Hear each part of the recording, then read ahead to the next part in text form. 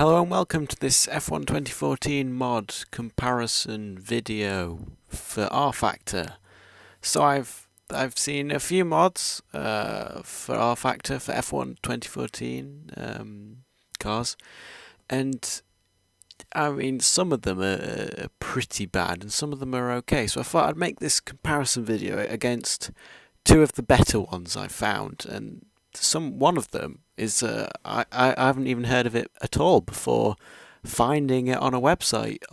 It was quite hidden, whilst the other one, it should be well known-ish. I mean, they've been making mods for a few years, and it's also on rFactor Central, which the other one is not. First up, we have F1 VFR, which is made by a group of French modders, which is the F in VFR.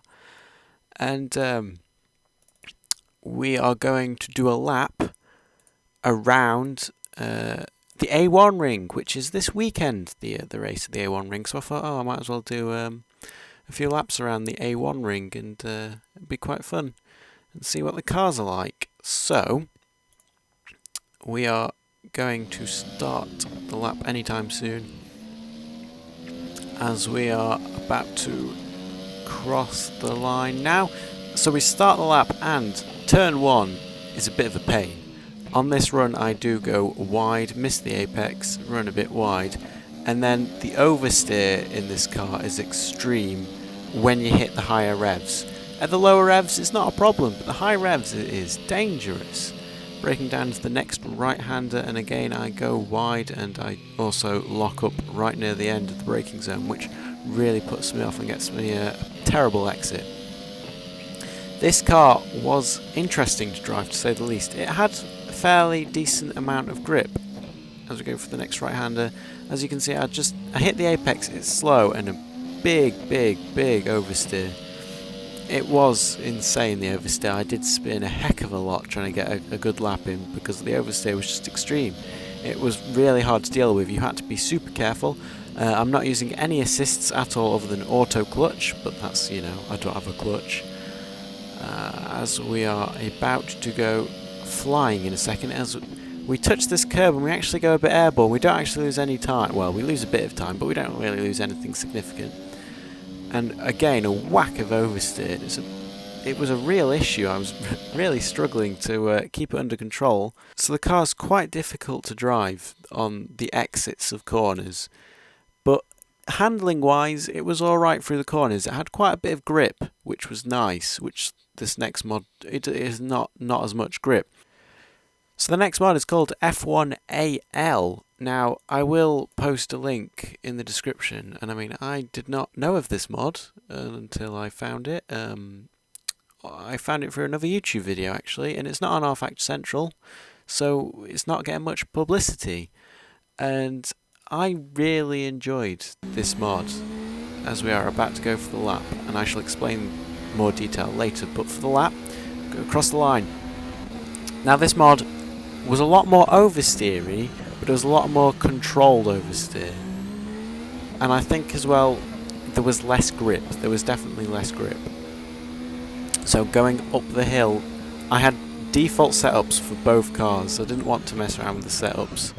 As we lock up, locking up was an issue in this. It was easier to lock up, but locking up wasn't as much as a problem, I don't think. Because I presume we're about to lock up now. Yes, we are. Lock up. We do run wide because of it, but we don't lose buckets of time because the line of the corner is right there. So it's not really much of an issue. And this section was a lot of fun in this car.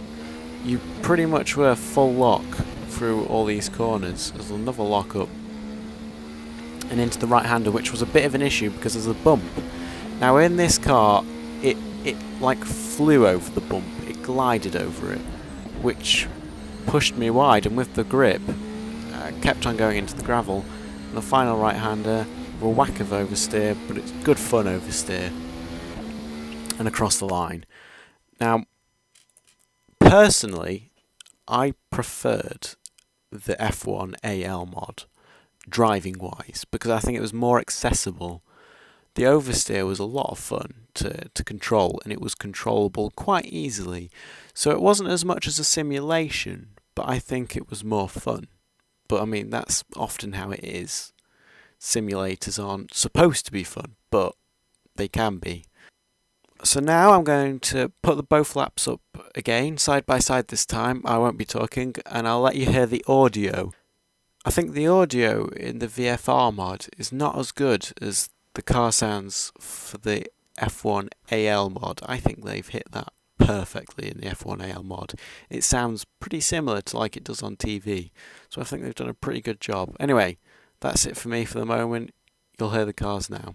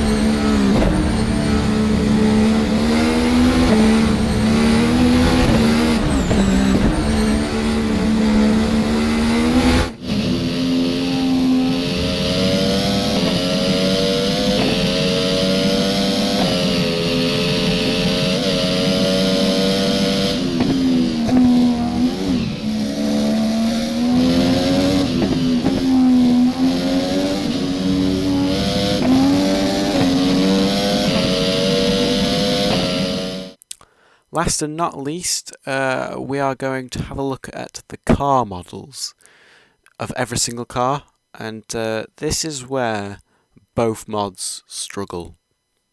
First of all, we will look at all of the F1 VFR car models, starting with the Red Bull, and you can clearly tell that it's been a fairly quick edit from a 2013 mod, because like they still have the Coanda exhausts. They don't have the single exhaust pipe coming out the middle, which is a bit of a shame. And as we go on to the Mercedes was fairly accurate, I think. I think the nose should have been a bit lower, but other than that, the exhausts again, that really was the thing. Every single car had the exhausts, which they shouldn't do. They should have the single exhaust. Now the Ferrari, I don't know if anyone has actually done the Ferrari well yet. The nose is quite difficult. I think it's not a bad attempt actually for this mod. It was pretty alright. As we move on to the Lotus. Now the Lotus is a strange one because of the nose, the twin tusks. And I think they've got the nose fairly accurate-ish. I mean, the second tusk is clearly visibly longer than the other, which it should be. And yeah, again with the exhausts. Onto the McLaren. Now, I think the McLaren is very good, but it is round 1 McLaren, not the new nose for I think the 4th round. They switched the nose. Anyway. But all around, I think the McLaren's pretty alright. Not too bad. Onto the Force India.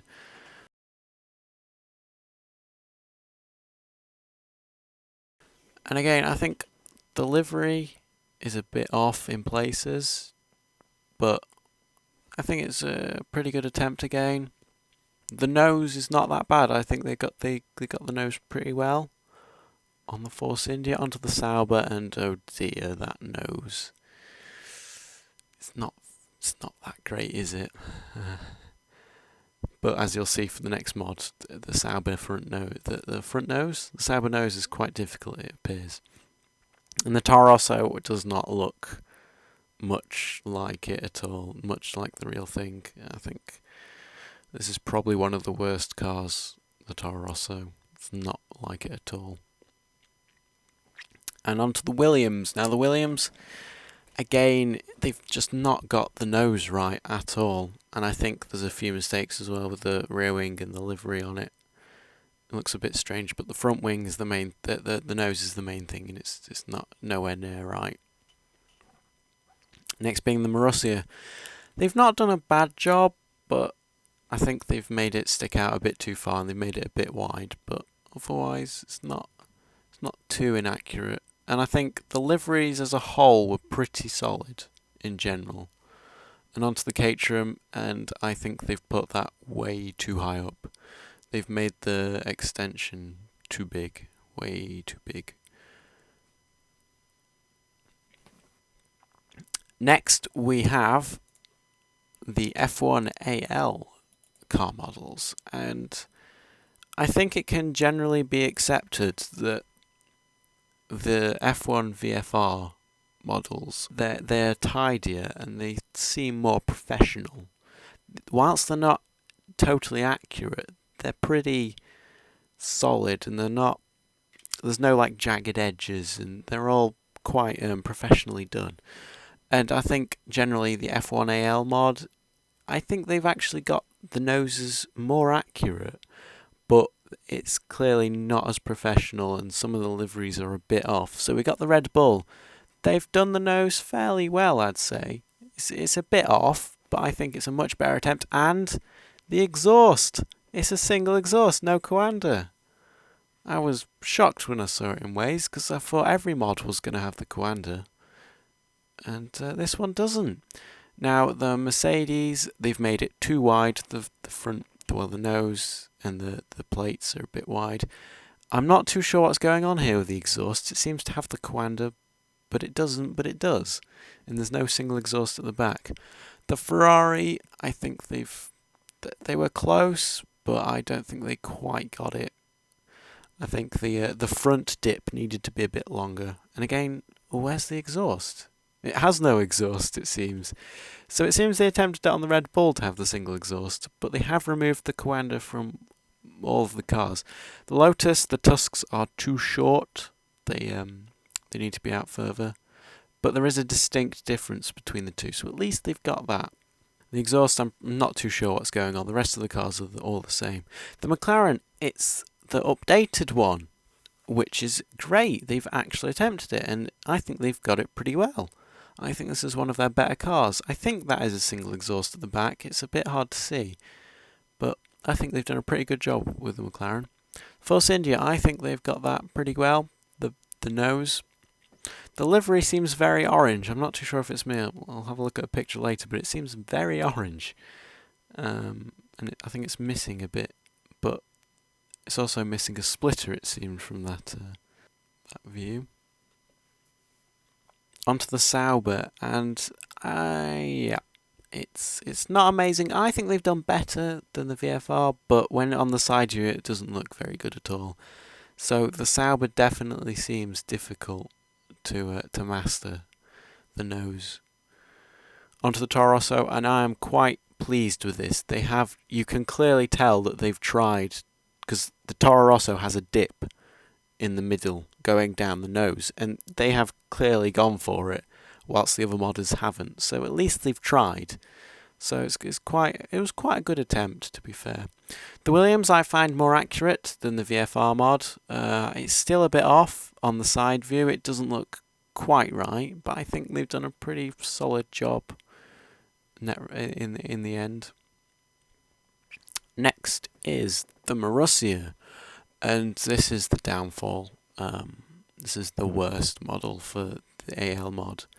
I'm not sure what's going on with that nose at all.